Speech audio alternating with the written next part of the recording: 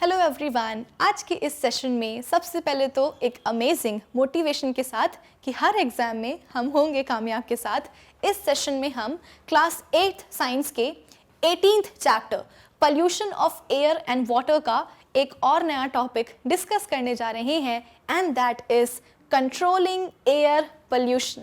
देखो, ऐसा है कि प्रीवियस सेशंस में अब तक हमने एयर पोल्यूशन के ऊपर काफ़ी सारी चर्चा कर ली है। एयर पोल्यूशन क्या होता है ये हमें समझ में आ गया है, एयर पोल्यूशन के सोर्सेज क्या हैं वो हमें पता चल गए हैं, एयर पोल्यूशन के इल इफ़ेक्ट्स क्या हैं वो भी हम पढ़ चुके हैं कि भाई आप बोल सकते हो कि एसिड रेन हो रही है और ग्रीन हाउस इफेक्ट बढ़ रहा है, ग्लोबल वार्मिंग बढ़ रही है, यानी कि समस्या तो बहुत सारी है। अब इन सभी समस्याओं का समाधान क्या है, यानी कि हम एयर पोल्यूशन को कंट्रोल कैसे कर सकते हैं, ये सीखने की बारी आ चुकी है। तो इसीलिए आज के इस सेशन में हम एयर पोल्यूशन को कंट्रोल करना सीखेंगे। सो आई होप कि आज के सेशन का जो टारगेट है वो सभी को एकदम क्लियर है। तो अब एक काम करते हैं ना, जल्दी से सेशन को स्टार्ट कर लेते हैं।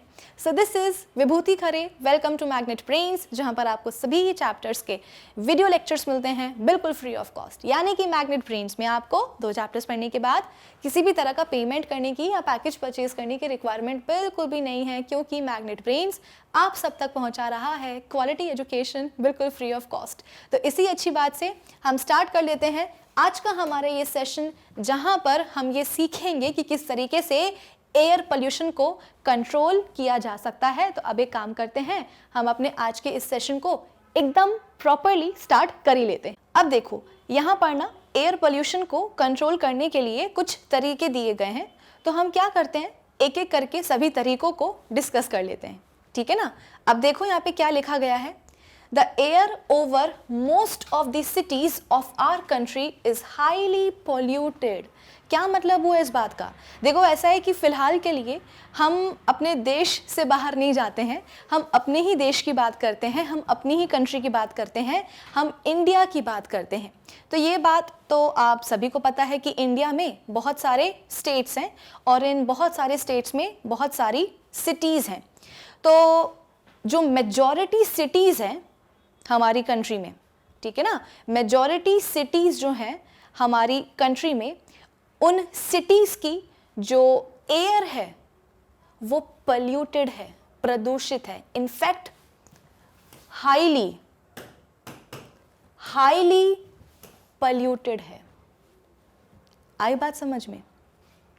देखो, ऐसा है कि हमारी कंट्री की जो मेट्रो सिटीज़ हैं, हमारी कंट्री में मेट्रो सिटीज़ हैं जैसे कि बॉम्बे हो गया, दिल्ली हो गया, गुड़गांव हो गया, है ना। इसके अलावा यूपी में जाओगे तो कानपुर हो गया, लखनऊ हो गया। तो डेफिनेटली हमारे कंट्री में क्या है, मेट्रो सिटीज़ हैं, बेंगलोर वगैरह हो गया। इन मेट्रो सिटीज़ में ना पॉपुलेशन बहुत ज़्यादा है। आपने देखा होगा, हो सकता है कि आपके घर में भी कुछ ऐसा एग्जाम्पल हो कि लोग क्या करते हैं, स्पेशली स्टूडेंट्स, पढ़ाई लिखाई जिस स्टेट को वो बिलोंग करते हैं, जिस शहर को वो बिलोंग करते हैं, वहाँ पे उनकी स्टडीज़ हो जाती हैं। लेकिन जब बात आती है नौकरी करने की, जब बात आती है जॉब की, तो जॉब के लिए, नौकरी के लिए उनको बड़े शहरों में बड़े शहरों में जाना ही पड़ता है ना। हो सकता है कि आपके कुछ दीदी भैया हो जिन्होंने पढ़ाई जो है ना अपने ही शहर में रह कर के करी हो, लेकिन जब जॉब की बारी आई हो तो जॉब के लिए उनको दिल्ली जाना पड़ा हो, बॉम्बे जाना पड़ा हो, बैंगलोर जाना पड़ा हो, है ना। ऐसा होता है। इनफैक्ट मैं तो कहती हूँ कि आप खुद ही, अभी तो आप छोटे हो, क्लास 8th में हो, जब आप क्लास 12th में जाओगे, है ना, उसके बाद में जब आप कॉलेज में जाओगे तो हो सकता है कि कॉलेज आपको किसी बड़े शहर का अच्छा कॉलेज मिल जाए, या अगर कॉलेज भी आपको अपने ही शहर का मिला है तो डेफिनेटली चांसेस हैं कि जॉब के लिए आपको किसी अच्छे शहर, बड़े शहर जाना ही पड़े, बेसिकली मेट्रो सिटी जाना ही पड़े। तो उस हिसाब से क्या होता है कि जो मेट्रो सिटीज़ हैं वहाँ पे पॉपुलेशन बहुत ज़्यादा है ना। मेट्रो सिटीज़ में पॉपुलेशन बहुत ज़्यादा है, बहुत सारे लोग आकर के मेट्रो सिटीज़ में ही रहना पसंद करते हैं, क्योंकि ऑब्वियस सी बात है, हर तरह की फैसिलिटी, हर तरह की सर्विस जो है बड़े बड़े शहरों में अवेलेबल होती है। तो सभी लोग क्या चाहते हैं कि वो बड़े बड़े शहरों में आकर के रहें। तो इन बड़े बड़े शहरों में जो पॉपुलेशन है वो भी काफ़ी बड़ी होती है। अब अगर पॉपुलेशन होगी तो पॉपुलेशन की डिमांड भी होगी, ऑब्वियस सी बात है ना। तो जैसे कि हमने पहले भी डिस्कस किया है कि आज के समय में, आज के टाइम में ऐसा कोई भी घर नहीं होगा बाकी जिसमें कि कोई गाड़ी ना हो। अगर 4 व्हीलर नहीं होगी तो 2 व्हीलर तो आज के टाइम पे सबके पास होती है। क्यों? अरे भाई डिमांड है ना, इसलिए ज़रूरत है, बेसिकली रिक्वायरमेंट है। तो रिक्वायरमेंट के हिसाब से चीज़ें जो है ना खरीदनी पड़ती हैं, यूज़ करनी पड़ती हैं। कुछ कुछ घरों में तो 3 गाड़ियाँ होती हैं, लेकिन ऐसा नहीं है कि अगर 3 गाड़ियाँ हैं एक घर में तो केवल एक ही गाड़ी यूज़ होगी, नहीं, 3 है तो तीनों की तीनों गाड़ियाँ यूज़ होंगी। ऐसा क्यों? अरे भाई डिमांड है, रिक्वायरमेंट है, तो रिक्वायरमेंट को तो पूरी करना पड़ेगा ना।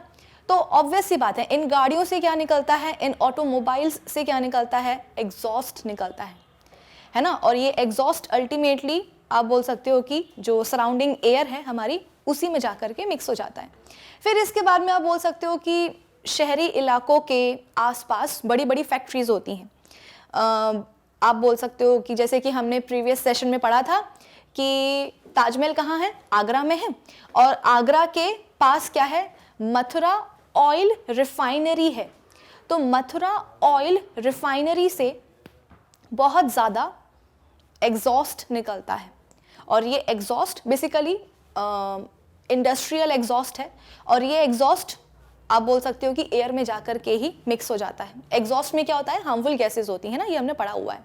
Sulphur dioxide, nitrogen oxides, excessive carbon dioxide, ये सब पॉइजनस गैसेस होती हैं कहाँ, एग्जॉस्ट में, ऑटोमोबाइल एग्जॉस्ट में या इंडस्ट्रियल एग्जॉस्ट में। तो अल्टीमेटली ये जो एग्जॉस्ट है जिसमें कि हार्मफुल या पॉइजनस गैसेस हैं, ये पूरा का पूरा एग्जॉस्ट एयर में जाकर के ही मिक्स हो जाता है ना। जो मथुरा ऑयल रिफाइनरी है उससे निकलने वाला जो धुआं है वो एयर में जाकर के मिक्स हो जाता है। तो जो एयर है वो बेसिकली क्या हो गई, प्रदूषित हो गई, पल्यूटेड हो गई, और यही पल्यूटेड एयर ताजमहल की ब्यूटी को क्या कर रही है, खराब कर रही है। ताजमहल का जो मार्बल है, जो वाइट मार्बल है, वो बेसिकली करोड हो रहा है, और कोरोजन के कारण अब वो जो वाइट मार्बल है वो अब धीरे धीरे येलो पड़ता जा रहा है। तो ताजमहल है ना, वो वाइट की जगह अब पीला नजर आता है।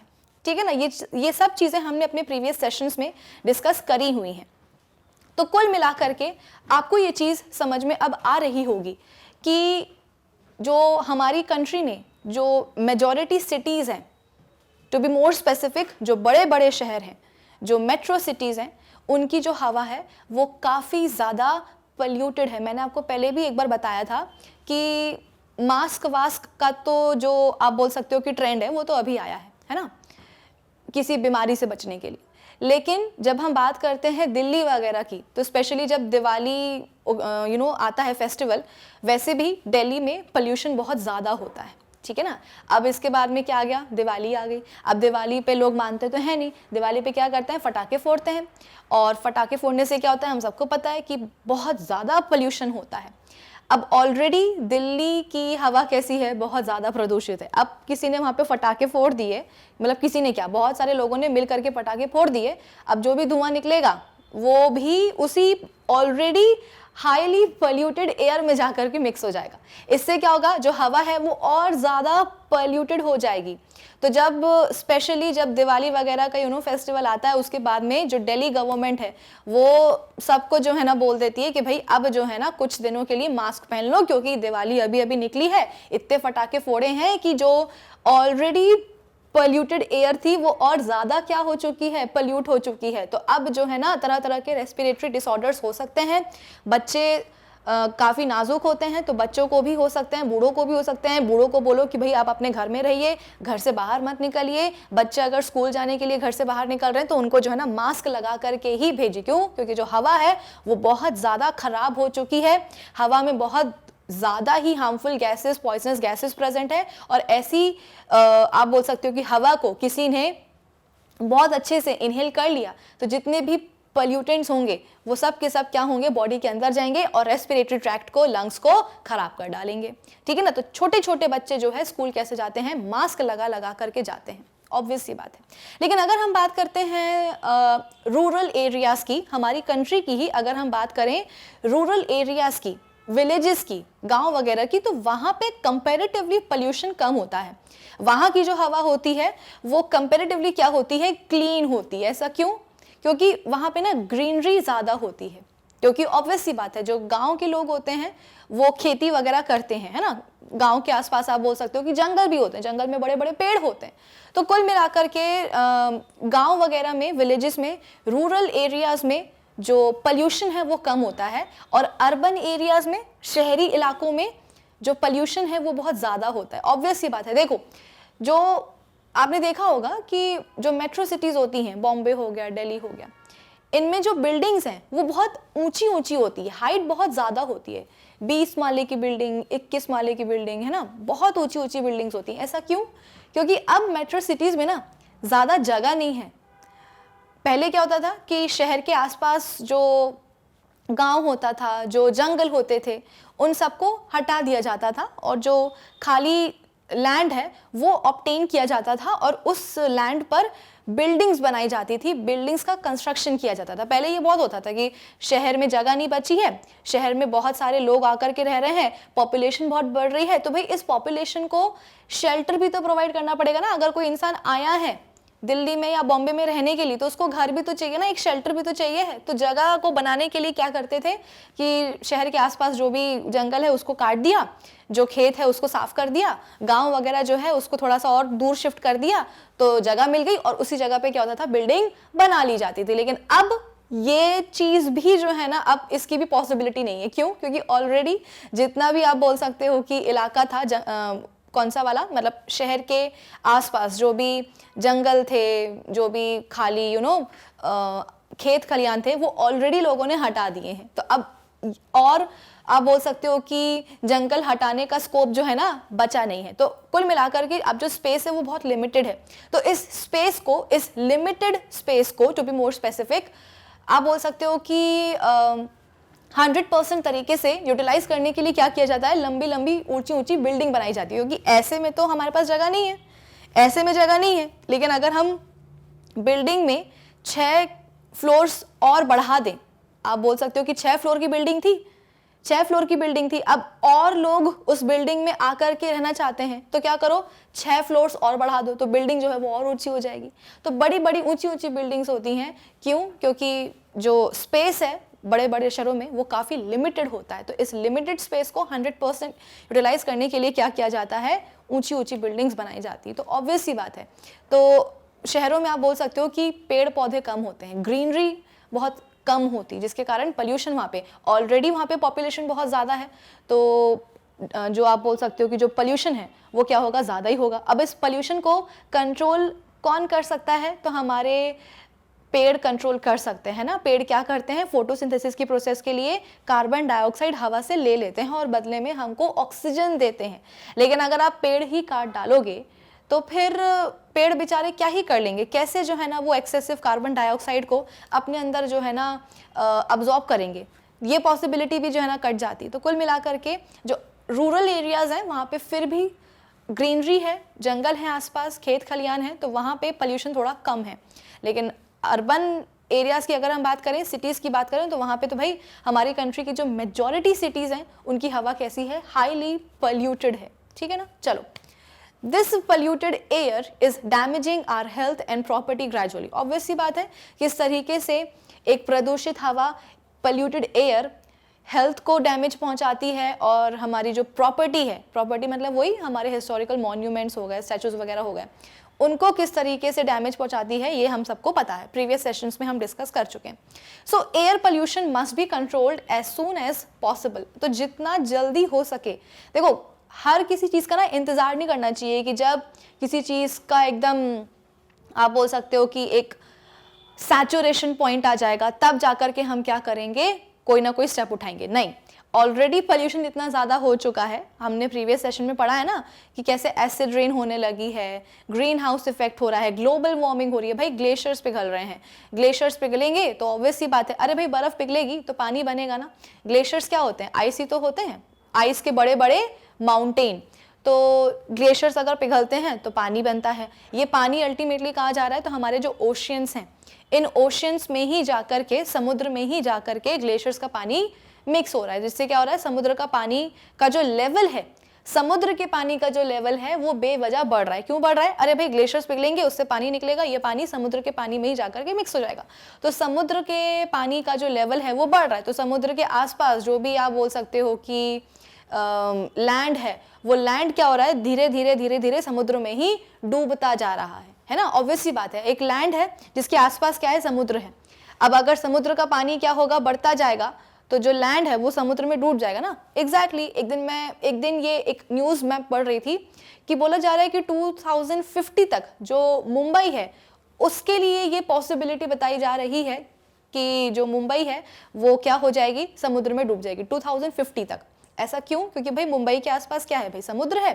तो और जिस हिसाब से पोल्यूशन बढ़ रहा है उस हिसाब से ग्लोबल वार्मिंग हो रही है। पूरा का पूरा जो ग्लोब है उसका जो टेम्परेचर है वो बेवजह क्या हो रहा है, इंक्रीज होता जा रहा है। ग्लेशियर्स पिघल रहे हैं, पानी मिल रहा है आकर के समुद्र के पानी में, समुद्र का पानी का लेवल बढ़ रहा है, तो आसपास का जो भी इलाका होगा वो मतलब जो लैंड पोर्शन होगा वो समुद्र में ही जाकर के डूब जाएगा।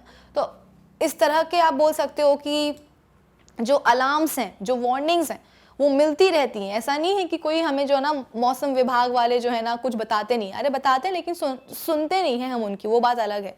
तो कुल मिलाकर के नाउ इट्स हाई टाइम कि हम इम्पॉर्टेंट स्टेप्स जो है ना उठाएं और एयर पोल्यूशन को बहुत कम करने की कोशिश करें। Some of the ways of controlling air pollution are given. चलो एक एक करके हम सभी तरीकों को डिस्कस कर लेते हैं। पहला तरीका क्या है? The air pollution can be controlled by using smokeless fuels like LPG, PNG जिसको कि हम piped natural gas बोलते हैं, and biogas for cooking food instead of wood, cow dung cakes और coal। तो देखा जाए तो देखो इंसान है, खाना तो खाना पड़ेगा। अगर मैं आपसे बोलूँ कि देखो पोल्यूशन बहुत ज़्यादा हो रहा है तो इस पोल्यूशन को रोकने के लिए हमको क्या करना पड़ेगा, खाना बंद करना पड़ेगा। क्यों? क्योंकि खाने को पकाने के लिए, खाने को कुक करने के लिए हमको आग चाहिए होती है। और ये आग कहाँ से मिलती है? बेसिकली हमको एनर्जी चाहिए ना। तो ये एनर्जी कहाँ से मिलेगी? तो किसी ना किसी फ्यूल को हम क्या करते हैं, जलाते हैं। किसी ना किसी फ्यूल को हम जलाते हैं, जलाने से एनर्जी निकलती है। इसी एनर्जी को हम यूटिलाइज करते हैं अपने खाने को कुक करने के लिए, और उससे खाना हमारा पकता है और उससे हम खा लेते हैं और हमारा पेट भर जाता है ना। तो अब क्योंकि हम कोई ना कोई फ्यूल जला रहे हैं, कोई ना कोई फ्यूल बर्न कर रहे हैं, तो जाहिर सी बात है जब भी हम फ्यूल को जलाएंगे, चाहे कोई भी फ्यूल क्यों ना हो, धुआं तो निकलेगा, पॉल्यूशन तो होगा ही होगा। जैसे कि पहले के टाइम पर एलपीजी, आज तो हम सभी के घर में क्या होते हैं, ऐसे एलपीजी सिलेंडर्स होते हैं, है ना। एलपीजी मतलब क्या? Liquefied petroleum gas. एलपीजी यहाँ लिख देती हूँ, एलपीजी लिक्विफाइड पेट्रोलियम गैस, है ना। हम सभी के घर में ऐसे सिलेंडर्स आज के टाइम पे होते हैं। लेकिन अगर आप अपने ग्रैंड पेरेंट्स से बात करोगे तो वो आपको बताएंगे उनके समय पर, जब वो आपके जितने रहे होंगे एज में, उनके समय पर ऐसे एलपीजी सिलेंडर्स नहीं हुआ करते थे।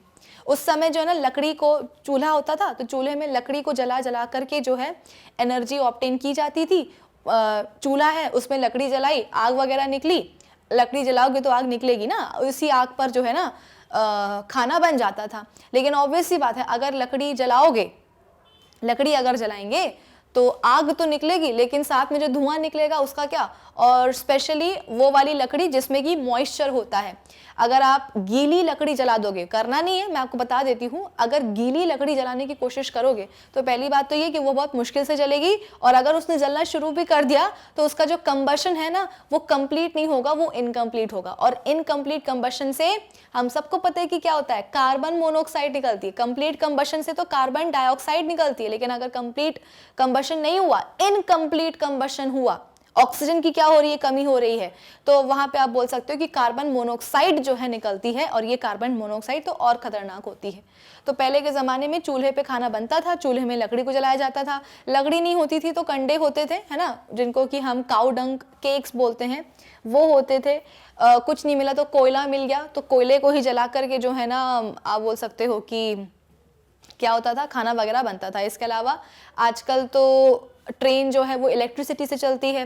पहले आपने देखा होगा कुछ मूवीज़ में, अगर आप थोड़े से 90s की मूवी देखते हो या 80s की मूवी देखते हो तो आपने देखा होगा कि जो ट्रेन है, ट्रेन को ऑब्वियस सी बात है चलाने के लिए क्या चाहिए, फ्यूल चाहिए। भाई आज के टाइम पे हमारी जो गाड़ी है वो भी तो पेट्रोल डीजल से ही चलती है ना, तो ट्रेन को चलाने के लिए फ्यूल चाहिए होता था। और ये फ्यूल आप बोल सकते हो कि कहाँ से आता था, कोल। कौन सा यूज किया जाता था, तो कोल। कोल को जलाया जाता था। ट्रेन के अंदर ही एक बड़ी सी फर्नेस होती थी, ट्रेन के अंदर ही एक बड़ी सी फर्नेस होती थी, एक भट्टी होती थी। उस भट्टी में ढेर सारा कोल फेंक दिया जाता था और फिर कोल जलता था। तो कोल की बर्निंग होती थी, बर्निंग से आप बोल सकते हो कि हीट प्रोड्यूस होती थी। इसी हीट को जो है फर्दर ट्रेन को चलाने के लिए यूज किया जाता था, है ना। उसको हम स्टीम इंजन बोलते थे। तो अब ऑब्वियस सी बात है, कोयले को जो है ना जलाया जाएगा तो बहुत हीट तो मिलेगी, लेकिन साथ में पॉल्यूशन भी तो होगा, धुआं भी तो निकलेगा। तो देखा होगा आपने कि जो ट्रेन का जो इंजन होता था उसमें एक चिमनी लगी होती थी और उस चिमनी से बहुत धुआं निकलता था। क्यों? क्योंकि अंदर फर्नेस में क्या हो रहा है, कोल जल रहा है। तो कोल से एनर्जी तो मिल रही है लेकिन धुआं भी निकल रहा है। पूरा का पूरा जो धुआं है वो इंजन जो है बाहर चिमनी के थ्रू छोड़ देता था। तो ऑब्वियस सी बात है, पहले के ज़माने में जब इतना आप बोल सकते हो कि हमारे पास क्लीनर फ्यूल्स नहीं थे, तो काउ डंग केक्स यानी कि कंडे, लकड़ी और कोल का ही यूज़ किया जाता था। लेकिन अब फॉर्चुनेटली हमारे पास बेटर ऑप्शंस हैं, हमारे पास क्लीनर फ्यूल्स हैं, जैसे कि एलपीजी हो गया, है ना, पीएनजी हो गया। भाई आजकल तो वही बड़े शहरों वाली बात है कि बड़े शहरों में तो आजकल क्या होता है, गैस की पाइपलाइंस डाली जाती है। जैसे कि पानी की पाइपलाइंस होती है ना, हमारे घर में पानी की पाइपलाइंस होती हैं कि नल बढ़िया हमने ऑन करा तो नल से क्या हुआ, पानी आ गया। बहुत सारी पाइपलाइंस होती हैं। वैसे ही मेट्रो सिटीज़ में, शहरों में आप बोल सकते हो कि गैसेस की भी, मतलब गैस की भी पाइपलाइंस जलती हैं। तो जैसे कि हम पानी का बिल भरते हैं ना, वैसे ही गैस, मतलब वही जैसे कि हम सिलेंडर के लिए पे करते हैं, वैसे ही पाइपलाइंस जो है डाली जाती हैं। और जैसे ही आप पाइपलाइन खोलोगे तो पाइपलाइन से क्या होगा, गैस निकलने लगेगी। तो उस गैस को जो है डायरेक्टली यूज़ किया जाता है। तो कुल मिलाकर के आजकल ये सारी फैसिलिटीज़ भी हैं। तो अगर फैसिलिटीज़ हैं, अगर ऑप्शन है कि भाई लकड़ी को मत जलाओ, कोयले को मत जलाओ, कंडे मत जलाओ, इससे बेहतर क्या करो, एलपीजी यूज़ कर लो, पीएनजी यूज़ कर लो, तो इसमें फ़ायदा किसका होगा? भाई हमारा खुद का होगा। क्यों हमारा फ़ायदा होगा? क्योंकि ऑब्वियस सी बात है ना, पोल्यूशन कम होगा। और अगर, क्योंकि ये सब की सब क्या है, क्लीनर फ्यूल्स हैं, ये जलते तो हैं और ऐसा नहीं है कि जलते हैं तो पोल्यूशन कॉज नहीं करते हैं। एक्चुअली स्मोक बहुत कम प्रोड्यूस करते हैं। आपने देखा होगा जब भी आप खाना बनाते हो तो आप अपने घर में जो एलपीजी सिलेंडर लगा होता है उसका यूज़ करते हो, है ना। तो जब भी आप इस सिलेंडर का क्या करोगे, यूज़ करोगे, खाना बनाओगे, तो क्या खाना बनाते टाइम आपको ऐसा धुआं धुआं लगता है? मतलब जो खाना बन रहा है उसकी स्मेल आएगी, वो बात नहीं कर रही हूँ मैं।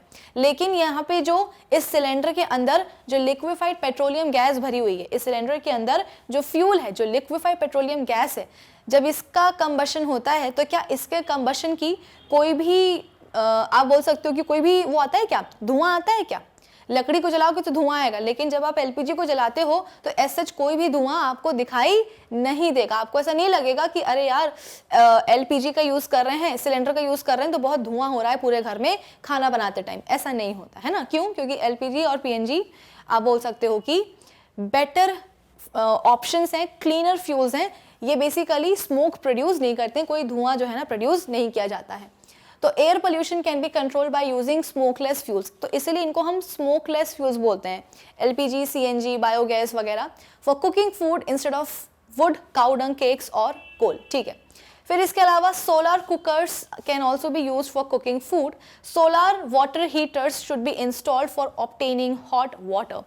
जो हम सबको पता है कि जो हमारा सन है, जो सन है वो बिलियंस ऑफ ईयर्स से हमको क्या कर रहा है, अपनी हीट दे रहा है, जिसको कि हम सोलार हीट बोलते हैं। और आगे आने वाले बिलियंस ऑफ ईयर्स तक सन जो है अपनी हीट देता रहेगा। तो भाई जब सन हमको इतनी सारी हीट दे ही रहा है फ्री फोकट में, तो क्यों ना इस हीट को हम यूटिलाइज करें। इसीलिए आप बोल सकते हो कि सोलार हीट को यूटिलाइज करने के लिए आजकल कुछ कुछ डिवाइसेस आने लग गई हैं। जैसे कि एक आते हैं क्या, सोलार कुकर्स। ये कुकर्स क्या करते हैं, बेसिकली इनको धूप चाहिए होती चलने के लिए, इनको कोई फ्यूल नहीं चाहिए होता, इनको कोई बिजली नहीं चाहिए होती, इसमें कोई बैटरी वगैरह कुछ नहीं लगानी पड़ती है, इनको सिर्फ धूप चाहिए होती है। ठीक है ना। धूप में आप इनको रख दो तो सन की जो हीट होगी, सन भाई जो सोलार रेडिएशंस हैं, ये रेडिएशंस आएंगी इन सोलार कुकर पे पड़ेगी। सोलार कुकर क्या करते हैं, इन रेडिएशंस को ऑब्टेन करते हैं। रेडिएशंस में जो हीट होती है उस हीट को जो है ना एक पर्टिकुलर पॉइंट पे जाकर के क्या करते हैं, कॉन्सेंट्रेट कर देते हैं। जैसे कि देखो होता क्या है कि सोलार कुकर है, तो सोलार कुकर में एक आप बोल सकते हो कि बॉक्स टाइप का रहता है, ठीक है ना। कैसा रहता है, एक बॉक्स टाइप का रहता है। इसमें हम कोई भी अपना बर्तन रख देते हैं पकाने, मतलब इसमें बर्तन में सपोज हमें चावल पकाने, तो हम क्या करेंगे, यहाँ पर एक बर्तन होता है और उसमें चावल ले जा करके हम रख देते हैं।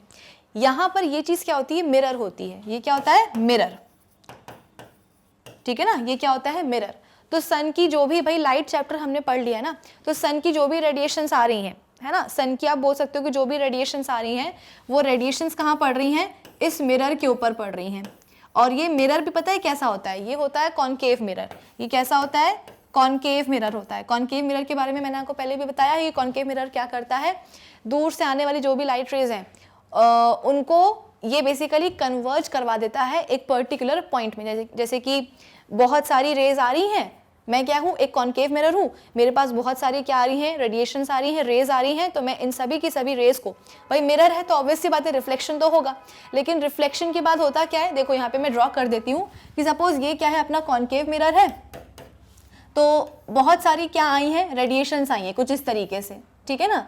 और ऑब्वियस सी बात है रिफ्लेक्शन होगा। तो रिफ्लेक्शन की बात देखो, रिफ्लेक्शन के बाद सभी की सभी जो रेज हैं वो क्या होती हैं, एक पर्टिकुलर पॉइंट पे आकर के मिल जाती हैं। आई बात समझ में। तो कॉनकेव मिरर कैसा होता है, कन्वर्जिंग टाइप का मिरर होता है। जो भी रेज आती हैं उस तक पैरेलल रेज, उन सभी रेज को, या आप ये बोल सकते हो कि वो सभी रेज जो कि बहुत दूर से आ रही हैं कॉनकेव मिरर पर, वो कॉनकेव मिरर को स्ट्राइक करती हैं एंड आफ्टर रिफ्लेक्शन जो रिफ्लेक्टेड रेज हैं वो एक पॉइंट पर आ जा करके मिल जाती हैं। तो यहाँ पे भी देखो ऐसा ही हो रहा है कि सभी के सभी जो सोलार रेडिएशंस हैं, जो सोलार रेडिएशंस हैं वो आप बोल सकते हो कि इस सोलार कुकर के कॉनकेव मिरर पे पड़ती हैं, और पढ़ने के बाद में क्या होता है, रेडिएशंस का रिफ्लेक्शन होता है। रिफ्लेक्शन के बाद में आप बोल सकते हो कि सभी की सभी जो रिफ्लेक्टेड रेज हैं, सभी की सभी रिफ्लेक्टेड रेज इस पॉइंट पर आकर के कन्वर्ज हो जाती हैं। तो इस पॉइंट पे आप बोल सकते हो कि बहुत ज़्यादा क्या होने वाली है, हीट होने वाली है। भाई सोलार रेडिएशंस में हीट होती है कि नहीं होती है, सभी की सभी सोलार रेडिएशंस आई, सोलार कुकर के कॉनकेव मिरर ने क्या करा, आफ्टर रिफ्लेक्शन सभी रेज को इस पॉइंट पे कन्वर्ज करवा दिया, मिलवा दिया। तो यहाँ पर इस पॉइंट पर जहाँ पर सभी के सभी रिफ्लेक्टेड सोलार रेडिएशंस आकर के मिल रही हैं, डेफिनेटली इस पॉइंट पे बहुत हीट होगी। और अगर हीट होगी, अगर आप बोल सकते हो कि हीट होगी, तो यहीं पे हम क्या करेंगे, अपना बर्तन रख देंगे, बर्तन में क्या रख देंगे, चावल रख देंगे, तो इस हीट से क्या होगा, चावल पक जाएगा। आपने देखा होगा सोलार हीटर्स भी लगे होते हैं, है ना। सोलार हीटर्स में आप बोल सकते हो कि बिल्डिंग्स में बड़े बड़े पैनल्स होते हैं जिनको कि छत पे लगाया जाता है, वो पैनल्स गर्म होते हैं, उन पैनल्स के गर्म होने से आप बोल सकते हो कि भाई हीट प्रोड्यूस होगी, इस हीट से आप बोल सकते हो कि पानी गर्म हो जाएगा, ठीक है ना। तो गीजर लगाने की जरूरत नहीं पड़ती है, जो सोलार हीटर है उन्हीं से पानी गर्म हो जाता है, ठीक है ना। चलो, तो ऑब्वियस सी बात है, अगर आप solar cooker, solar heater use करते हो तो बिजली जो है ना बर्बाद नहीं होगी, मतलब बिजली यूज़ नहीं होगी। और अगर बिजली यूज़ नहीं हो रही तो कहीं ना कहीं आप इलेक्ट्रिसिटी को कंजर्व करो, और अगर आप इलेक्ट्रिसिटी को कंजर्व करो तो जैसे कि हमने देखा था थर्मल पावर प्लांट्स में इलेक्ट्रिसिटी को बनाने के लिए कोल यूज़ किया जाता है, कोल की बर्निंग की जाती है, जिससे कि बहुत पोल्यूशन होता है। तो अगर आप इलेक्ट्रिसिटी, बिजली बचाते हो, कंजर्व करते हो, तो कहीं ना कहीं आप क्या करने वाले हो, जो एयर पोल्यूशन है उसको आप कम करने में मदद करोगे। कैसे? अरे भाई आप खुद ही सोचो ना, अगर आपके घर में खूब क्या होती है, बिजली की खपत होती है, खूब इलेक्ट्रिसिटी का कंजम्पशन होता है, तो आपके घर में इलेक्ट्रिसिटी की डिमांड बहुत ज़्यादा है, और इस डिमांड को फुलफिल करने के लिए उतनी इलेक्ट्रिसिटी बनानी भी तो पड़ेगी, और ज़्यादा इलेक्ट्रिसिटी को बनाने के लिए ज़्यादा कोल जलाना पड़ेगा। अगर आप इलेक्ट्रिसिटी कम यूज़ करते हो तो इलेक्ट्रिसिटी कम आप बोल सकते हो कि बनानी पड़ेगी, और कम बनेगी तो कोल का भी जो बर्निंग है वो क्या होगा, कम होगा। फिर इसके बाद में the air pollution from motor vehicles can be reduced by using CNG compressed natural gas as fuel in place of petrol and diesel. जैसे कि मैंने आपको पहले भी बताया था कि एक बार बहुत पहले जब मैं छोटी थी तो मैं गई थी आगरा ताजमहल विजिट करने के लिए, तो वहाँ पर मैंने आगरा में सबसे पहले सीएनजी ड्रिवन बसेस देखी थी। वो थोड़ी सी उस समय स्लो चलती थी, लेकिन अब तो वो जो ड्रॉबैक है वो भी चला गया है ना। तो बहुत पहले से यूपी गवर्नमेंट ने जो है ये, क्योंकि देखो आज की प्रॉब्लम नहीं है एसिड रेन, आज की प्रॉब्लम नहीं है कि अभी अभी से क्या हुआ है, कल से परसों से या 1 साल पहले से जो है ना ताजमहल का जो मार्बल है वो खराब होना शुरू हुआ है, ऐसा नहीं है, बहुत सालों से ये चीज़ चल रही है। और आप ये भी बोल सकते हो कि इतने सालों से पोल्यूशन इतना ज़्यादा हो रहा है कि अब उसके इल इफेक्ट्स ताजमहल की ब्यूटी पर देखने के लिए मिल रहे हैं कि अब जो उसका मार्बल है, मतलब जो पूरा का पूरा ताजमहल है ना, वो व्हाइट की जगह अब येलो ही दिखाई देता है। अब फर्दर और पीला ना हो जाए, पता चला ऑरेंज ही दिखने लगे, इसीलिए यूपी गवर्नमेंट आप बोल सकते हो कि अब काफ़ी स्ट्रिक्ट हो गई कि नहीं, मथुरा ऑयल रिफाइनरी से बोला है कि भाई कुछ तो करो कि आपका जो एग्जॉस्ट है, इंडस्ट्रियल एग्जॉस्ट है, वो थोड़ा सा कम निकले, ताकि जो पोल्यूशन है वो कैसा हो, थोड़ा कम हो। अब ऑब्वियसली बात है, इतनी बड़ी रिफाइनरी है तो उसको हम दूर तो कर नहीं सकते, लेकिन कुछ ना कुछ हमें स्टेप्स तो उठाने ही चाहिए। इसके अलावा ये बात सही है कि गाड़ियों को चलाने के लिए फ्यूल चाहिए होता है ना। हम भी, अरे भाई हमारे पास भी जो भी गाड़ी होती है, 2 व्हीलर हो गई, स्कूटी हो गई, बाइक हो गई, कार हो गई, तो उसको चलाने के लिए हमको फ्यूल चाहिए होता है, पेट्रोल चाहिए होता है, डीजल चाहिए होता है। लेकिन यूपी गवर्नमेंट ने बहुत पहले से बोला हुआ है कि नहीं, पोल्यूशन इतना ज़्यादा हो गया है कि अब हम क्या करेंगे, हम एक बेटर फ्यूल यूज़ करेंगे। बेटर फ्यूल मतलब क्या, एक क्लीनर फ्यूल। और क्लीनर फ्यूल कौन सा हो सकता है, तो CNG, कंप्रेस्ड नेचुरल गैस, ठीक है ना। नेचुरल गैस क्या होती है, एक बेहतर फ्यूल होती है, एक क्लीनर फ्यूल होता है, इसके बारे में हम पहले भी ऑलरेडी पढ़ चुके हैं।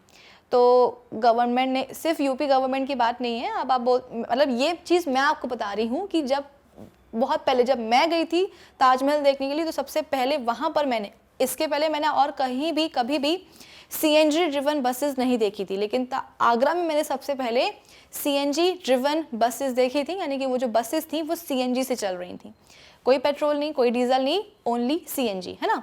तो आजकल के टाइम पे तो CNG जो है बहुत कॉमन हो गया है।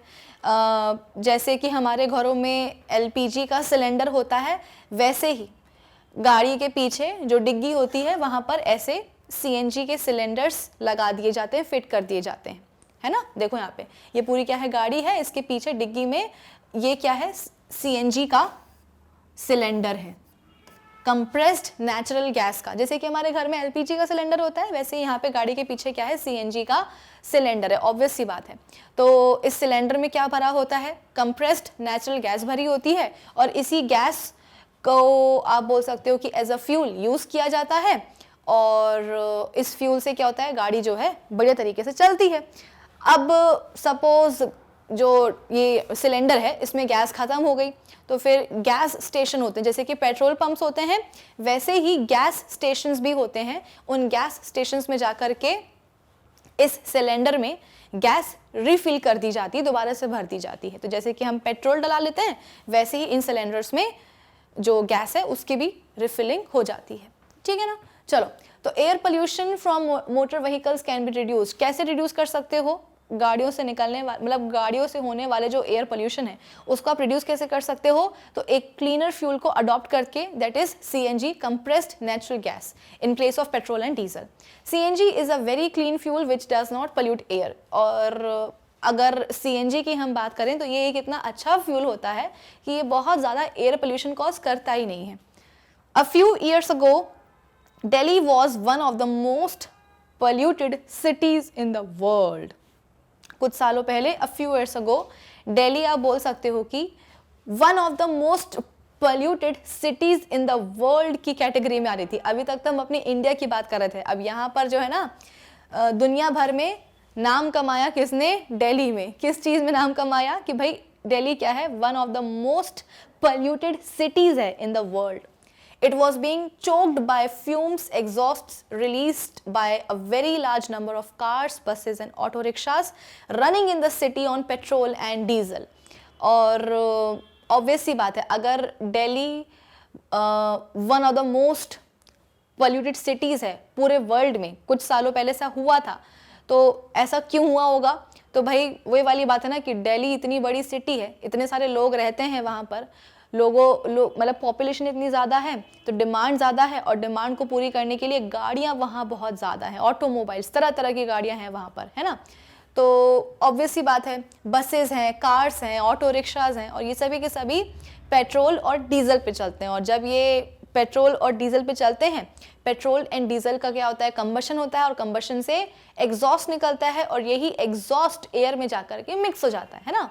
तो दिल्ली में आप बोल सकते हो कि ऑटो रिक्शा हैं, बसेस हैं, टू व्हीलर्स हैं, कार हैं, फोर व्हीलर हैं, ट्रक है, सब कुछ है। तो इन ये सभी के सभी फ्यूल और डीजल पे चलते हैं। डीजल एंड फ्यूल का जब कंबशन होता है तो एग्जॉस्ट निकलता है और यही एग्जॉस्ट एयर में जाकर के मिक्स हो जाता है। इसीलिए कुछ सालों पहले जो दिल्ली है वो one of the most polluted cities थी, किसमें, पूरे वर्ल्ड में। अभी भी होगी, है ना, और कुछ सालों पहले कुछ ज़्यादा ही हो गया था ये। तो आपने अगर सुना होगा तो कुछ सालों पहले ऑड एंड इवन का कंसेप्ट, जो दिल्ली के उस समय जो चीफ मिनिस्टर थे, सीएम थे, उन्होंने क्या करा था, ऑड एंड इवन का एक ट्रेंड चलाया था कि ऑल्टरनेट डेज पे, जैसे कि आज सपोज क्या है, आज मंडे है, ठीक है ना, तो मंडे को इवन नंबर की जो गाड़ियां होंगी, अरे गाड़ियों पे आप बोल सकते हो कि नंबर प्लेट्स होती है ना, उसमें नंबर लिखा होता है, तो वो वाली गाड़ियां जिनका नंबर कैसा होगा, इवन होगा, वो आज चलेंगी। और कल जो है ऑड नंबर वाली गाड़ियां चलेंगी, इवन वाली नहीं चलेंगी। ऐसा क्यों किया गया था, ताकि हर दिन जो गाड़ियां चल रही हैं दिल्ली सिटी के अंदर, उन गाड़ियों का नंबर थोड़ा सा कम हो जाए। अरे भाई, हम ऐसे तो बोल नहीं सकते हैं कि आज जो है ना, जैसे कि इतनी बड़ी पूरी सिटी है, इतनी बड़ी पूरी सिटी है, तो इस सिटी में जो आधी सिटी है, यहाँ पे जो लोग रहते हैं वो अपनी गाड़ियाँ नहीं चलाएंगे और यहाँ पर जो लोग रह रहे हैं आज वो अपनी गाड़ियाँ चलाएंगे। नेक्स्ट डे क्या होगा, ये नहीं चलाएंगे, ये चलाएंगे। तो ऐसा तो हो नहीं सकता। इसीलिए एक तरीका निकाला गया था कि भाई ऑड एंड इवन का कंसेप्ट आया था, हो सकता है आपने सुना भी हो। तो वहाँ पे यही हुआ था कि ऑल्टरनेट डेज में ऑड और इवन नंबर की जो गाड़ियाँ हैं वो चल रही थी। तो लॉजिक तो अच्छा था, लेकिन अनफॉर्चुनेटली ऑब्वियस सी बात है, ऐसी मेट्रो सिटीज़ में ऐसा आइडिया ज़्यादा काम नहीं आ पाया। चलिए, फिर इसके बाद में a decision was then taken by the government to run the vehicles on fuels such as CNG and unleaded petrol। फिर इसके बाद में गवर्नमेंट एकदम अलर्ट हो गई कि अरे यार, ये तो मतलब ये तो बहुत बेइज्जती हो गई कि पूरी दुनिया में, पूरे वर्ल्ड में दिल्ली क्या है, one of the most polluted city है। तो फिर कुछ ना कुछ तो करना पड़ेगा। तो गवर्नमेंट बहुत स्ट्रिक्ट हो गई, उन्होंने बोला कि ना भैया, हम क्या करेंगे, अब बेटर क्वालिटी का, अब हम अच्छे फ्यूल्स यूज़ करेंगे, वो वाले फ्यूल्स। क्योंकि देखो, गाड़ियों से जो पोल्यूशन हो रहा है वो क्यों हो रहा है, क्योंकि गाड़ियों में जो फ्यूल लगता है उसका कंबशन होता है। पेट्रोल जो है, जो डीजल है ना, इनका कंबशन होता है, जिसके कारण एग्जॉस्ट निकलता है और यही एग्जॉस्ट फिर एयर को पोल्यूट करता है। तो गाड़ी में लगने वाला जो फ्यूल है वो प्रॉब्लम दे रहा है। तो गवर्नमेंट ने बोला कि अगर फ्यूल प्रॉब्लम दे रहा है तो क्यों ना हम फ्यूल को ही चेंज कर डालें। भाई, जो प्रॉब्लम देता है उसी को अगर आप क्या करोगे, ठीक कर दोगे, तो आपकी प्रॉब्लम अपने आप सॉल्व हो जाएगी। तो गवर्नमेंट ने सोचा कि नहीं, फ्यूल जो है ना वो प्रॉब्लम कॉज कर रहा है, तो क्यों ना हम फ्यूल को ही हम क्या करते, चेंज करते। तो इसीलिए आप बोल सकते हो कि सीएनजी और अनलेडेड पेट्रोल का यूज़ जो है, गवर्नमेंट ने बोला कि भाई सबको क्या करना है, सीएनजी या अनलेडेड पेट्रोल यूज़ करना है ताकि पोल्यूशन थोड़ा कम हो। These steps have resulted in much more cleaner air for Delhi city। और इन स्टेप्स से क्या हुआ, आप बोल सकते हो कि दिल्ली सिटी में पोल्यूशन थोड़ा सा कम हो गया। These days, many cars, buses and auto rickshaws in Delhi and other places are running on CNG। अब ऑब्वियस सी बात है, अगर मतलब जैसे कि दिल्ली में ये ट्रिक अपना करके देखी गई कि चलो ये भी कर लेते हैं कि पेट्रोल और डीजल की जगह पे हम क्या करते हैं, सीएनजी यूज़ करते हैं, अनलेडेड पेट्रोल यूज़ करते, तो उससे क्या हुआ, पोल्यूशन काफ़ी कम हो गया। अब जब पोल्यूशन कम हो गया तो जो बाकी जो दूसरे शहर थे जहाँ पर पोल्यूशन ज़्यादा था, उन लोगों ने भी सोचा, वहाँ की गवर्नमेंट ने भी सोचा कि यार ये तो अच्छी बात है, अगर सीएनजी और अनलेडेड पेट्रोल को यूज़ करके पोल्यूशन कम हो रहा है तो क्यों ना हम भी ये चीज़ अडॉप्ट कर लें। तो कुल मिलाकर के बहुत सारी सिटीज़ में, जैसे कि इंदौर हो गया, कानपुर वगैरह हो गया, इन सभी में सीएनजी और अनलेडेड पेट्रोल को यूज़ करना as a fuel in automobiles शुरू हो गया और डेफिनेटली पोल्यूशन इससे क्या हुआ, काफ़ी कम होता गया। फिर इसके बाद में एक और तरीका क्या है, the air pollution from factories, thermal power plants, oil refineries and chemical industries can be controlled by washing down their smoke and waste gases with jets of water। जैसे कि हमने देखा कि ताजमहल आगरा में है, आगरा के पास जो मथुरा ऑयल रिफाइनरी है वहाँ से जो निकलने वाला एग्जॉस्ट है उससे पूरा का पूरा जो ताजमहल है उसका मार्बल क्या हो रहा है, करोड हो रहा है। तो ये कहानी सिर्फ ताजमहल की नहीं है, ऐसे बहुत सारे हमारे हिस्टोरिकल मॉन्यूमेंट्स हैं, स्टैचूज़ हैं जो कि ख़राब हो रहे हैं, करोड़ हो रहे हैं, उनके पत्थर ख़राब हो रहे हैं, करोड़ हो रहे हैं। कैसे? एयर पोल्यूशन से।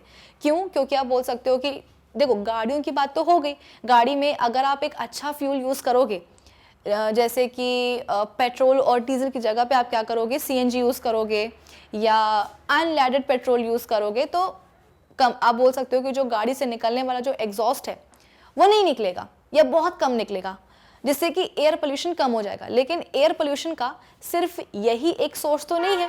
ऐसा तो नहीं है कि सिर्फ जो ऑटोमोबाइल एग्जॉस्ट है ना, सिर्फ ऑटोमोबाइल एग्जॉस्ट से ही क्या होता है, एयर पोल्यूशन होता है, ऐसा तो नहीं है भाई। जो इंडस्ट्रियल एग्जॉस्ट है वो भी तो एक मेजर सोर्स है एयर पोल्यूशन का। तो इसीलिए जो बड़ी बड़ी ऑयल रिफाइनरीज हैं, थर्मल पावर प्लांट्स हैं, फैक्ट्रीज हैं, इंडस्ट्रीज हैं, इनसे निकलने वाला जो एग्जॉस्ट है उसको भी क्या करना पड़ेगा भाई, उसको भी कुछ ना कुछ करना पड़ेगा, है ना। तो द एयर पोल्यूशन जो कि फैक्ट्रीज, थर्मल पावर प्लांट्स और ऑयल रिफाइनरीज या केमिकल इंडस्ट्रीज से होता है, इसको हम कैसे कंट्रोल कर सकते हैं? By washing down their smoke and waste gases with jets of water. यानी कि पानी से हम क्या करें, उनसे निकलने वाली वेस्ट गैसेस को धो दें या उनका जो स्मोक निकल रहा है उसको हम धो दें। आई बात समझ में? Washing down their smoke and waste gases with jets of water. पानी से हम क्या करें, उनके धुएं को धो दें और उनकी जो हार्मफुल गैसेस हैं उनको भी धो दें। When the smoke and waste gases are sprayed by jets of water before they reach the chimney, then soot present in the smoke is washed away and most of the poisonous gases like sulfur dioxide and nitrogen oxides get dissolved in water। जैसे कि हमने acid rain में जो हमने concept पढ़ा था कि industrial exhaust से क्या हुआ है, ऑटोमोबाइल एग्जॉस्ट से क्या हुआ है, carbon dioxide, sulphur dioxide, nitrogen oxides क्या हुई हैं, प्रोड्यूस हुई हैं। और ये सभी की सभी गैसेस क्या होती हैं, एटमॉस्फेयर में जो पानी प्रेजेंट होता है, एटमॉस्फेयर में जो पानी प्रेजेंट होता है उस पानी के साथ में जाकर के डिसॉल्व हो जाती हैं। तो सल्फर डाइऑक्साइड जब पानी में डिसॉल्व होगी तो क्या बना लेगी, सल्फ्यूरिक एसिड। जब नाइट्रोजन डाइऑक्साइड डिसॉल्व होगी पानी में तो क्या बना लेगी, नाइट्रिक एसिड, है ना। ये सब चीज़ें हमने पढ़ी है। तो यहाँ पे यही बोला जा रहा है कि इंडस्ट्रीज से जो निकलने वाला एग्जॉस्ट है उस एग्जॉस्ट में हार्मफुल गैसेज होती हैं और आप बोल सकते हो कि स्मोक भी होता है। तो जब इन हार्मफुल गैसेस को, मतलब इससे पहले कि इंडस्ट्रियल एग्जॉस्ट चिमनी से बाहर निकले, है ना, इससे पहले कि इंडस्ट्रियल एग्जॉस्ट चिमनी से बाहर निकले, तो चिमनी से बाहर निकलने के पहले जो एग्जॉस्ट है, जो धुआं है, जो हार्मफुल गैसेस हैं, इनको पानी से धोया जाता है। इनके ऊपर बेसिकली पानी स्प्रे किया जाता है ना। चिमनी से निकलने के पहले जो स्मोक है, जो हार्मफुल गैसेस हैं, उनके ऊपर पानी का स्प्रे किया जाता है। और इस स्प्रे को करने के बाद होता क्या है, स्मोक में जो सूट प्रेजेंट होता है, स्मोक में जो सूट प्रेजेंट होता है वो आप बोल सकते हो कि धुल जाता है। और अगर सूट धुल जाएगा तो ये सूट हवा में नहीं जाएगा, और अगर हवा में नहीं जाएगा तो एयर पोल्यूशन कम हो जाएगा। इसके अलावा जो पॉइजनस गैसेस हैं जैसे कि सल्फर डाइऑक्साइड, नाइट्रोजन ऑक्साइड्स, ये सब के सब भाई ऑब्वियस सी बात है ना, हार्मफुल गैसेस के ऊपर। हार्मफुल गैसेस कौन सी हैं, सल्फर डाइऑक्साइड और नाइट्रोजन ऑक्साइड्स। इन हार्मफुल गैसेस पे क्या होगा, अगर पानी छिड़क दोगे, इन हार्मफुल गैसेस पे अगर पानी छिड़क दोगे तो पानी में ये हार्मफुल गैसेस क्या हो जाएंगी, डिसॉल्व हो जाएंगी। पानी में ये हार्मफुल गैसेस क्या होंगी, डिसॉल्व हो जाएंगी। इसका मतलब क्या कि अब जो एग्जॉस्ट निकल रहा है इंडस्ट्रीज की चिमनी से बाहर, उस एग्जॉस्ट में ना सूट होगा ना पॉइजनस गैसेस होंगी। तो जो भी एग्जॉस्ट निकलेगा वो आप बोल सकते हो कि बहुत ही कम एयर पोल्यूशन कॉज करेगा, बहुत कम एयर की क्वालिटी को डिटोरिएट करेगा। आई बात समझ में? तो कुल मिलाकर के ये भी गवर्नमेंट ने जो है ना इंडस्ट्रीज को बोला कि भाई इंडस्ट्रीज, थर्मल पावर प्लांट्स, इनसे जो भी निकलने वाला एग्जॉस्ट है उस एग्जॉस्ट को इससे पहले कि वो चिमनी से बाहर निकले उसको धो दो, पानी से धो दो। तो उस एग्जॉस्ट में जो स्मोक होता है, स्मोक में जो सूट होती है ना, एग्जॉस्ट में क्या होता है, स्मोक और पॉइजनस गैसेस, है ना। एग्जॉस्ट में क्या होता है, स्मोक एंड पॉइजनस या वेस्ट गैसेस। तो जब आप स्मोक को धोते हो तो उसका जो सूट है, स्मोक में जो सूट है वो पूरा का पूरा इज वॉश्ड अवे, वो धुल जाता है, स्मोक का सूट धुल जाता है। जो वेस्ट गैसेस हैं like sulphur dioxide and nitrogen oxides ये पानी में डिसॉल्व हो जाती हैं। ये हो गया अब फोर्थ तरीका, वो थर्ड था, अब हम बात करते हैं फोर्थ मेथड की। The air pollution can be controlled by using non-polluting sources of energy like solar energy, wind energy and hydro energy for generating electricity। आज के टाइम पे देखो विंड मिल्स आपने देखे होंगे। विंड मिल्स क्या करते हैं, बड़े बड़े है ना, ऐसे बड़े बड़े पंखे होते हैं, बड़े बड़े ऐसे पंखे होते हैं। इन विंड मिल्स से क्या होता है, देखो जैसे कि हमने देखा कि थर्मल पावर प्लांट्स में कोयले को जला करके एनर्जी ऑब्टेन की जाती है, इसी एनर्जी से पानी गर्म किया जाता है और जब पानी गर्म होता है उसको वो स्टीम बन जाता है और इसी स्टीम को टरबाइन के ऊपर फेंका जाता है, जिससे कारण जो टरबाइन है वो घूमती है और बिजली बन जाती है। बिजली तो बनानी ही पड़ेगी, लेकिन इस बिजली को बनाने के लिए हमको कोल का कंबशन करवाना पड़ रहा है, तो कुछ ना कुछ ऐसा तरीका होना चाहिए कि हमारी इलेक्ट्रिसिटी भी बन जाए और कोल का कंबशन भी ना हो। तो इसके लिए हम क्या करते हैं, दूसरा फॉर्म यूज करते हैं एनर्जी का। एनर्जी तो चाहिए, इलेक्ट्रिसिटी को बनाने के लिए एनर्जी तो चाहिए है, लेकिन आप बोल सकते हो कि हीट एनर्जी नहीं यूज करेंगे। क्या यूज करेंगे, विंड एनर्जी या सोलार एनर्जी। तो यहाँ पे जो बड़े बड़े पंखे होते हैं इनको हम विंड मिल्स बोलते हैं। इन विंड मिल्स से क्या होता है, बेसिकली हवा चलती है तो हवा चलने से इनकी जो ब्लेड्स हैं वो गोल गोल गोल गोल घूमती हैं। ब्लेड्स के घूमने से, विंड मिल्स के आप बोल सकते हो कि ऑपरेशन से एनर्जी बनती है और इसी एनर्जी को फिर फर्दर यूटिलाइज किया जाता है इलेक्ट्रिसिटी को बनाने में। इसका जो डिटेल है वो आप क्लास 10th में पढ़ोगे। अभी मैं आपको नहीं समझाऊंगी कि विंड मिल से जो है ना कैसे इलेक्ट्रिसिटी का फॉर्मेशन होता है, इसको आपको क्लास 10th में पढ़ना है डिटेल में। क्लास 10th में आपके पास एनर्जी के जो डिफरेंट सोर्सेज हैं उनके बारे में आपको पढ़ाई करनी होगी, ठीक है ना। तो एयर पोल्यूशन को हम कंट्रोल कर सकते हैं कैसे, by using non polluting sources of energy. वो वाले एनर्जी के सोर्सेज जो कि ज़्यादा पोल्यूटिंग नहीं होते हैं उनका यूज़ करके, like solar energy, wind energy. जैसे कि मैंने आपको बताया कि खाना अगर बनाना है, खाना बनाने के लिए मैं तो कहती हूँ एलपीजी की भी ज़रूरत नहीं है। क्यों ज़रूरत नहीं है, अरे सोलार कुकर्स होते हैं ना, उन सोलार कुकर्स में खाना बन सकता है। तो यहाँ पर आपने क्या करा है, सोलार एनर्जी को यूटिलाइज किया है। फिर विंड एनर्जी जैसे कि मैंने आपको बताया है ना, और hydro energy for generating electricity. आज के टाइम पे हाइड्रो एनर्जी मतलब क्या, हाइड्रो मतलब कि पानी, तो पानी से मिलने वाली एनर्जी। भाई डैम्स बनते हैं कि आजकल नहीं बनते हैं, डैम्स में क्या होता है, पानी को सर्टेन हाइट पर स्टोर किया जाता है। डैम्स आपने देखे होंगे बहुत ऊंचे ऊंचे होते हैं। तो इन डैम्स में बेसिकली होता क्या, जैसे कि बहुत जो बड़ी बड़ी नदियाँ होती हैं उस पर डैम्स बना दिए जाते हैं। उसमें होता क्या है, नदी के ही पानी को एक हाइट पर, ऊंची हाइट पर ले जाकर के स्टोर कर देते हैं। तो जब हम पानी को, नदी के पानी को डैम्स में ऊंची हाइट पर ले जाकर के स्टोर करते हैं तो उस पानी में एनर्जी आ जाती है।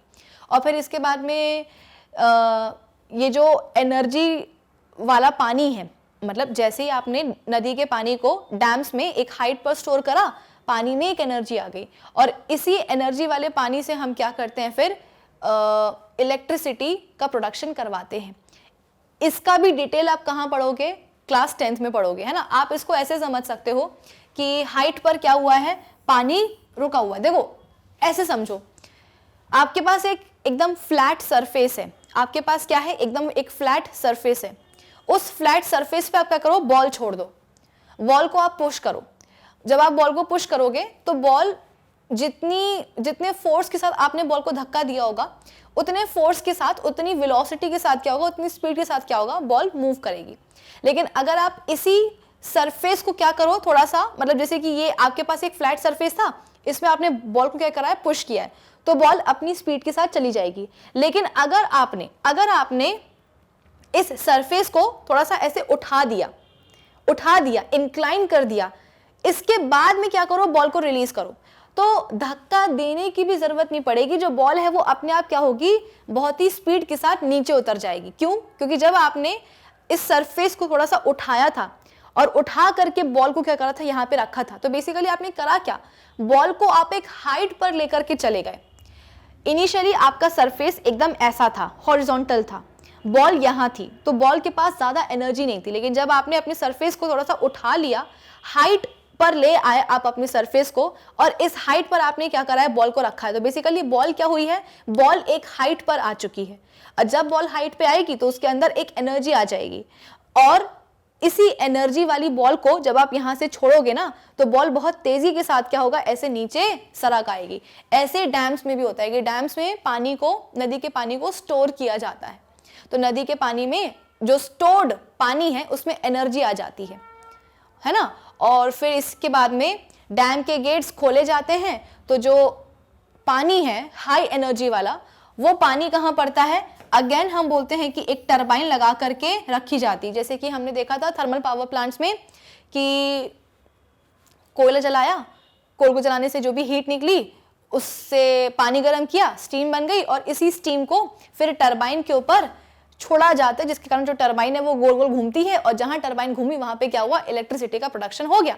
वैसे ही जो नदी का स्टोर्ड पानी है at height, at certain height in dams, इस पानी को जैसे ही हम क्या करते हैं, डैम का गेट खोलते हैं, जैसे ही हम पानी को रिलीज करते हैं, अब क्योंकि डैम के मतलब जो डैम में जो पानी स्टोर्ड है उसमें एनर्जी बहुत ज्यादा है, तो वो जो पानी है ना वो बहुत तेजी के साथ क्या होगा, बहेगा, और तेजी के साथ बह करके इस टरबाइन के ऊपर स्ट्राइक करेगा।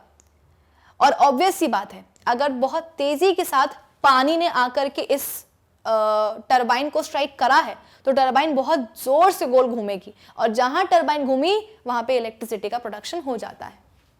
आई बात समझ में? तो हाइड्रो एनर्जी, सोलर एनर्जी और विंड एनर्जी, इनको हम यूज करेंगे इलेक्ट्रिसिटी को जनरेट करने के लिए।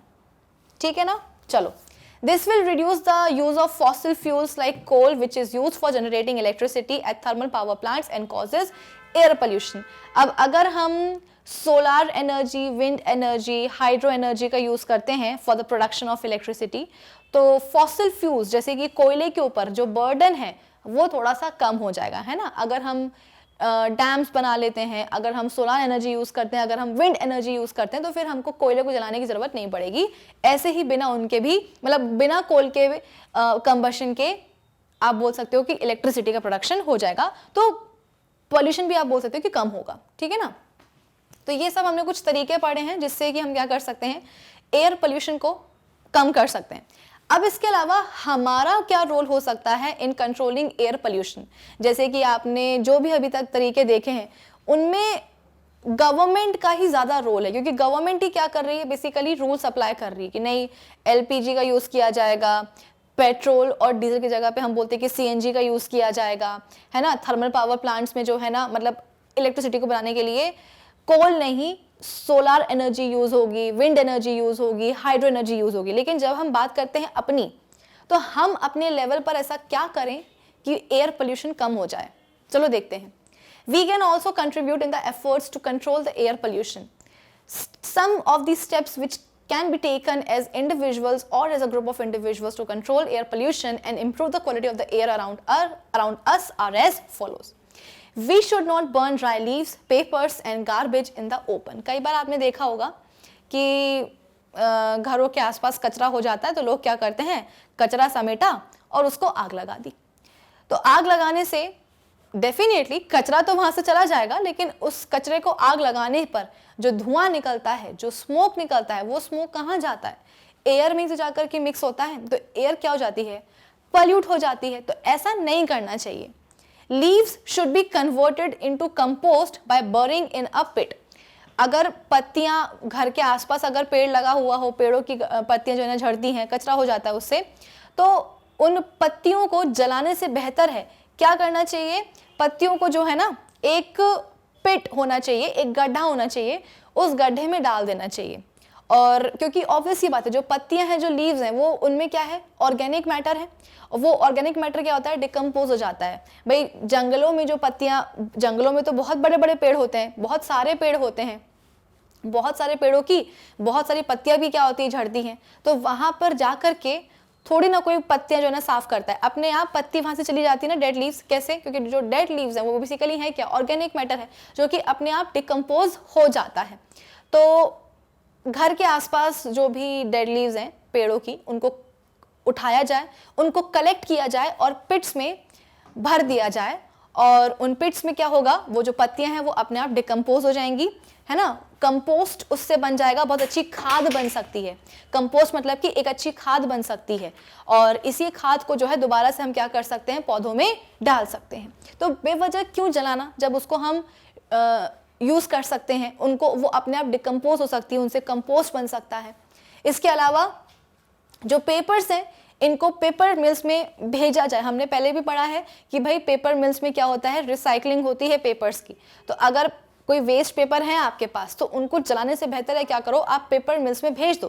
थोड़ा सा ये आप बोल सकते हो कि हम ह्यूमन बींग्स में बहुत लेजी होते हैं, तो हम क्या करते हैं ना, किसी भी काम को करने का एक आसान तरीका ढूंढने की कोशिश करते हैं कि इसमें तो बहुत मेहनत है, चलो हम ये कर लेते हैं कि कौन जो है ना पत्तियों को उठाए, पिट्स में डाले, डिकम्पोज करवाए, कौन जो है ना पेपर्स को पेपर मिल्स में भेजे रिसाइकलिंग के लिए।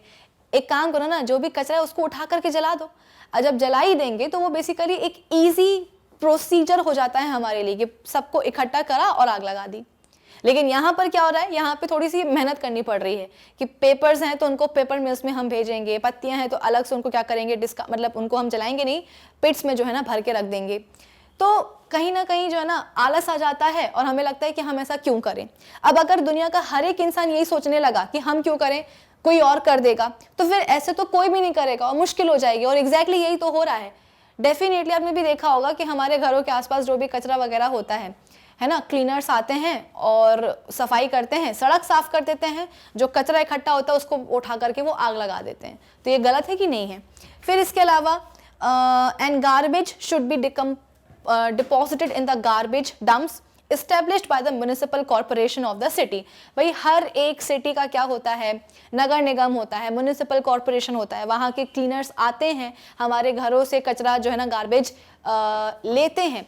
तो कुछ लोग क्या करते हैं कि अरे क्लीनर्स आए थे और जो है ना हम सो के नहीं उठे थे, देर हो गई उनको कचरा देने में, तो हमने क्या करा, घर पे तो कचरा था लेकिन उनको हम दे नहीं पाए, तो हम क्या करते हैं, कोई बात नहीं, कचरे को आग लगा देते हैं। अरे अगर वो आपके घर तक आ रहे हैं, आपके डोर स्टेप तक वो आ रहे हैं, तो कृपा करके उनको हमें क्या करना चाहिए, अपने घर का गार्बेज दे देना चाहिए। क्यों? क्योंकि वो जो म्युनिसिपल कॉर्पोरेशन के जो क्लीनर्स होते हैं ना, वो हमारे घरों से निकलने वाले गार्बेज को प्रॉपरली क्या करते हैं, आप बोल सकते हो कि उसको डिस्कार्ड करते हैं, है ना। यहाँ पे क्या लिखा जा रहा है, उनको गार्बेज शहरों के, मतलब शहर के बाहर जो गार्बेज बड़े बड़े आप बोल सकते हो कि लैंडफिल्स होते हैं, जो गार्बेज को डंप करने वाली जो जगह होती है, वहां पे ले जाकर के वो कचरे को डंप कर देते हैं। तो जलाने की जरूरत नहीं पड़ती है, गार्बेज शहर के बाहर जाकर के डंप हो जाता है। तो अगर वो आपके घर तक आ रहे हैं तो उनको हमें कचरा देना चाहिए, बजाय ये कि हम क्या करें, खुद होशियार बन के कचरे को जला दें। फिर इसके बाद में we should always save electricity, क्योंकि भाई बिजली बनाने के लिए बहुत कोयला लगता है। तो अगर हम बिजली का, इलेक्ट्रिसिटी का प्रॉपर यूज़ करते हैं तो इलेक्ट्रिसिटी को हम कंजर्व कर सकते हैं। और अगर हम इलेक्ट्रिसिटी को कंजर्व करना सीख गए तो कहीं ना कहीं जो कोल यूज़ हो रहा है, क्योंकि ये बात सही है कि हम आज के टाइम पे सोलर एनर्जी यूज़ करते हैं, विंड एनर्जी यूज़ करते हैं, लेकिन अभी भी बहुत सारी जगह पे कोयले को ही जला करके इलेक्ट्रिसिटी का प्रोडक्शन किया जाता है। तो अगर हम इलेक्ट्रिसिटी को प्रॉपरली यूज़ करना सीख गए हैं तो कहीं ना कहीं हम कोयले का जो कंबशन है, कोयले की जो बर्निंग है, वो हम क्या करेंगे, रोक सकते हैं, मतलब कम कर सकते हैं, जिससे कि एयर पोल्यूशन भी क्या होगा, कम हो जाएगा। तो if all of us start saving electricity by avoiding its wastage in homes, schools, shops, offices and factories, the demand for electricity will decrease. Obvious सी बात है ना, अगर आपको आपके रूम में फैन नहीं चाहिए है अच्छा खासा, या अगर आपको लाइट नहीं चाहिए, दिन का समय है, सनलाइट प्रॉपरली आपके कमरे तक आती है ना, तो अगर आपको लाइट नहीं चाहिए तो जो ट्यूबलाइट है उसको बंद कर दो। अगर आप दिन भर क्या करोगे, बेवजह ट्यूबलाइट जला करके रखोगे, तो उस ट्यूबलाइट को जलाने के लिए इलेक्ट्रिसिटी चाहिए। इलेक्ट्रिसिटी चाहिए, इसका मतलब क्या, डिमांड बढ़ी है तो कोयले को भी ज़्यादा जलाया जाएगा। अगर आपकी डिमांड कम हो जाएगी तो इलेक्ट्रिसिटी का जो प्रोडक्शन है वो थोड़ा सा कम होगा, जिससे कि कोयला थोड़ा सा कम जलेगा।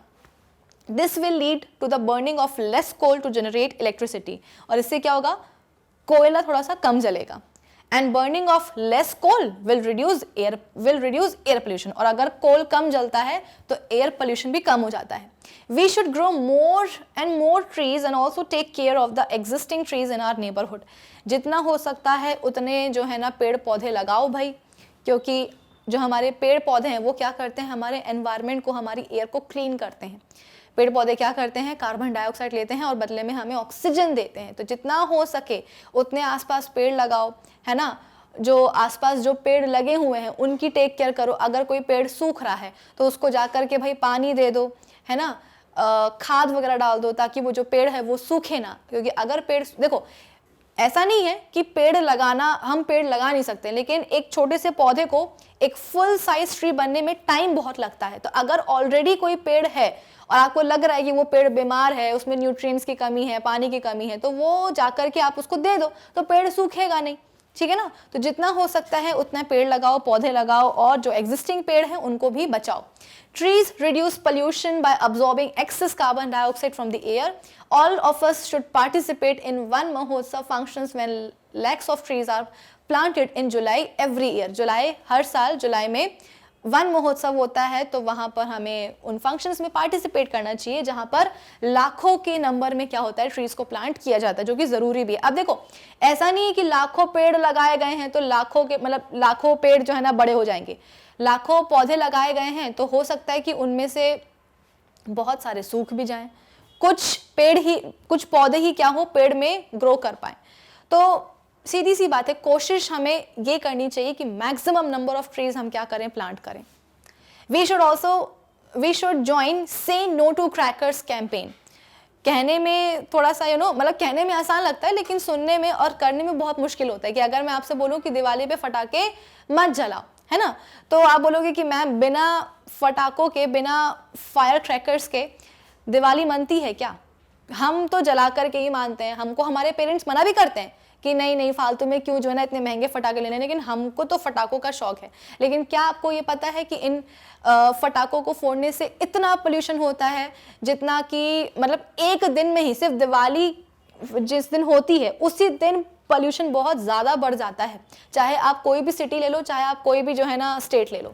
तो जब आपको पता है कि इस चीज़ से पोल्यूशन हो रहा है तो फिर वो चीज़ क्यों करनी है. एटलीस्ट हम फटाकों को जलाना कम तो कर सकते हैं ना.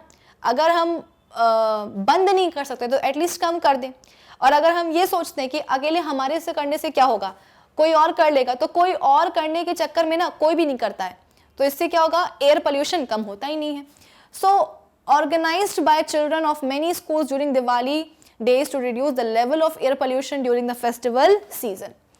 We should use bicycle for covering short distances. अगर घर के आसपास मार्केट है, मम्मा ने बोला है कि जाओ कुछ सामान लेकर के आओ, ग्रोसरी शॉपिंग करके आओ, तो अगर घर के आसपास है वो चीज़, तो आप बोल सकते हो कि गाड़ी से जाने की बजाय आप क्या कर सकते हो, साइकिल यूज कर सकते हो. आपकी भी एक्सरसाइज हो जाएगी और साइकिल को यूज करने पर किसी भी तरह का कोई भी फ्यूल वेस्ट नहीं होगा, किसी भी फ्यूल का कंबशन नहीं होगा.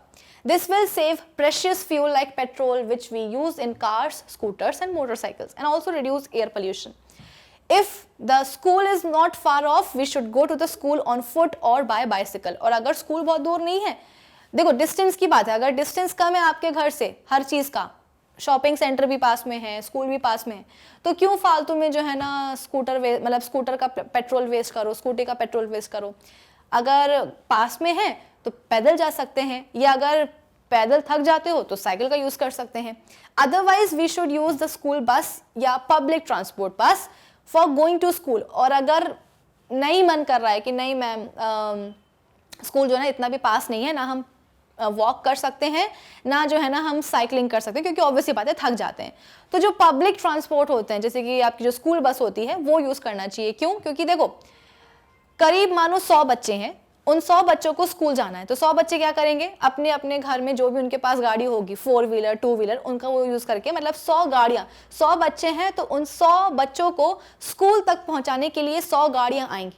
तो जब वो 100 गाड़ियाँ आएंगी तो डेफिनेटली 100 गाड़ी में लगने वाला जो फ्यूल है वो जलेगा, यानी कि एयर पोल्यूशन होने वाला है 100 गाड़ियों से. लेकिन अगर एक बस चल जाए, एक स्कूल बस चल जाए, तो उस एक स्कूल बस में 100 के 100 बच्चे बैठ जाएंगे, पहले 100 गाड़ियां आ रही थी 100 बच्चों को स्कूल ड्रॉप करने के लिए, लेकिन अब केवल एक स्कूल बस आ रही है 100 बच्चों को ड्रॉप करने के लिए। तो ऑब्वियस सी बात है ना, केवल एक स्कूल बस चलेगी तो एक स्कूल बस के चलने से पोल्यूशन कम हो जाएगा, ठीक है ना। इसके अलावा if however sufficient number of students go to the same school from an area then a carpool can be formed for going to school। और अगर एक ही एरिया से बहुत सारे बच्चे सेम स्कूल जा रहे हैं तो कारपूल सिस्टम भी जो है ना एक बुरा ऑप्शन नहीं है। कारपूल में क्या होता है कि किसी दिन जैसे कि एक बच्चा है उसके पास कार है तो उसकी गाड़ी से जो है ना सबके सब स्कूल चले जाएंगे, फिर नेक्स्ट डे क्या होगा दूसरे बच्चे की कार से सबके सब स्कूल चले जाएंगे, फिर थर्ड डे क्या होगा तीसरे बच्चे की कार से सभी के सभी बच्चे स्कूल चले जाएंगे। तो अगर सेम एरिया से बहुत सारे बच्चे सेम स्कूल जा रहे हैं तो कार पूल भी हम क्या कर सकते हैं, ऑप्शन पे जा सकते हैं। तो कुछ इस तरीके से हम एयर पोल्यूशन को कंट्रोल कर सकते हैं। गवर्नमेंट को क्या स्टेप्स उठाने चाहिए, गवर्नमेंट तो उठा ही रही है। At the same time as an individual, as a responsible citizen हमारे क्या स्टेप्स होने चाहिए एयर पोल्यूशन को कम करने के, वो भी हमने डिस्कस कर लिए। तो कुल मिलाकर के एयर पोल्यूशन को कंट्रोल करने का तरीका क्या है, हमारा क्या रोल बनता है, वो भी हमने डिस्कस कर लिया है। तो आज के सेशन के लिए बस इतना ही। अब हम मिलेंगे अपने अगले सेशन में, और अगले सेशन में मिलकर के क्या करेंगे, अगले सेशन में मिलकर के हम कुछ और नए टॉपिक्स को डिस्कस करेंगे। तब तक आप क्या करोगे, do visit our official website.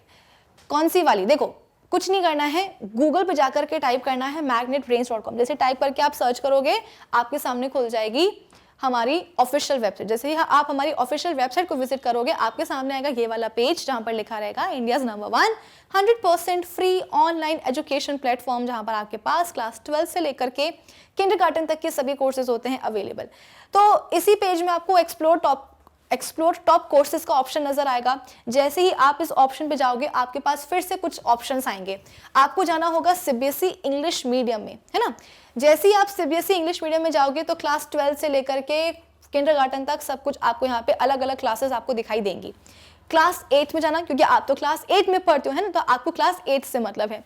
तो आप जैसे ही क्लास 8 पर जाओगे आपके सामने क्लास 8 के सभी सब्जेक्ट्स आ जाएंगे। साइंस है, मैथ्स है, इंग्लिश है, हिंदी है, सोशल साइंस है, सब कुछ है।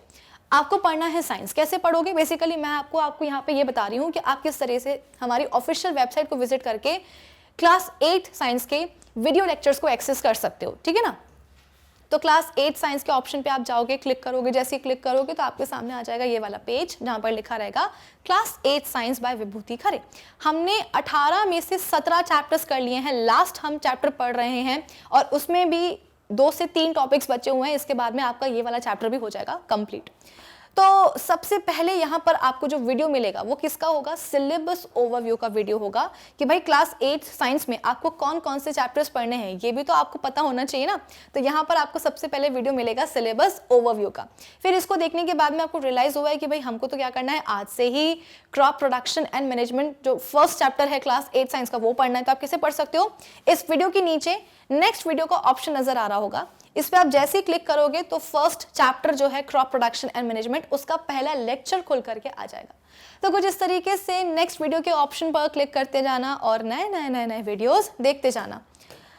अब तो आप बोल सकते हो कि मैग्नेट ब्रेन्स का हिंदी चैनल भी आ चुका है, तो आपके वो वाले भाई बहन छोटे या बड़े या वो वाले दोस्त जो कि हिंदी मीडियम से पढ़ाई करते हैं उनको आप मैग्नेट ब्रेन्स का हिंदी चैनल रिकमेंड कर सकते हो। तो कुल मिलाकर के मैग्नेट ब्रेन्स पर इंग्लिश मीडियम, हिंदी मीडियम, हर मीडियम की पढ़ाई करवाई जाती है। तो अब देरी किस बात की है भाई, do visit our official website. कौन सी वाली, यही वाली magnetbrains.com। Till then keep learning with Magnet Brains. Thank you for watching.